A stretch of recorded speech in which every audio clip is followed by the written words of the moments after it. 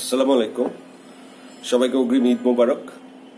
আমি আপনাদের প্রতি কৃতজ্ঞ, আপনারা আমাদের জীবনের গল্প অনুষ্ঠানটি সাদরে গ্রহণ করেছেন।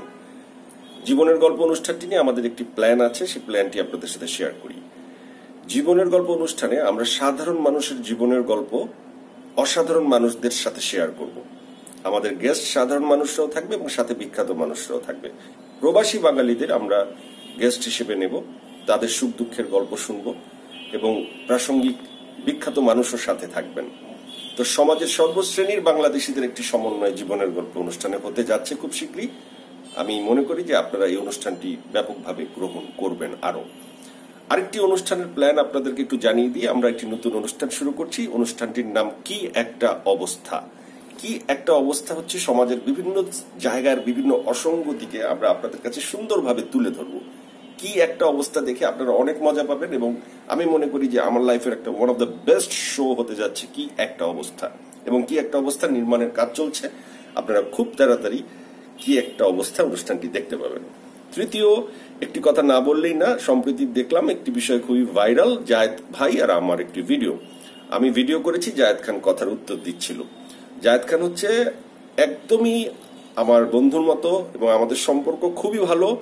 দুষ্টামি, ফাইজলামি এবং যত ধরনের আমরা বন্ধুর মতো ফান করার তা আমরা করি, আর প্রফেশনাল সম্পর্কটা ভিন্ন। আমি কিন্তু সেদিন ভিডিওটা দুষ্টামি করে করছিলাম এবং উনি কিন্তু দুষ্টুমি করে আমার মোবাইলটা কেড়ে নিচ্ছিলেন, আবার দিচ্ছিলেন হাসি মুখে। এখানে আমি কোনোভাবে রাগ করিনি এবং উনি কোনো ভুল কাজ করেননি, আমিও কোনো ভুল কাজ করিনি। উনি বিষয়টি খুব স্পোর্টস নিয়েছে, আমিও স্পোর্টি ভাবে নিয়েছি যে এটা একটা মজা, ফান। আমরা এই ভিডিওটি আপলোড করতে চাইনি। যদি আপলোড করতাম তাহলে আমাদের অফিসিয়াল চ্যানেল কিংবা আমার পার্সোনাল ইউটিউব চ্যানেলে বা আমার ফেসবুকে করতাম, কিন্তু আমি এই ভিডিওটি ভুল করে দুই একজনকে আমি শেয়ার করেছিলাম পার্সোনাল মেসেঞ্জারে। দেখো আমরা আজকে কি মজা করেছি। এটা ছিল আমাদের একান্ত পার্সোনাল কিছু শেয়ারিং। দেখো আমাদের আজকে মজার ঘটনাটা কি হয়েছে। এই দুই একজন আবার হয়তো দুই একজনকে মজা দিতে গিয়ে তাদেরকে দিয়েছে।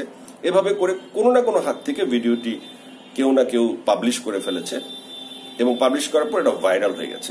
ভাইরাল হবার পর পক্ষ বিপক্ষ দুই পক্ষ দাঁড়িয়ে গেছে। কেউ বলছে যে জায়েদ খান আমার সাথে এইভাবে করা অন্যায় করেছে, আবার কেউ বলছে জয়ের এইভাবে ভিডিওটা করা অন্যায় হয়েছে। আসলে আমরা চলার পথে অনেক ধরনের ফান করে থাকি বন্ধুদের সাথে, বিষয়টা ছিল ফান।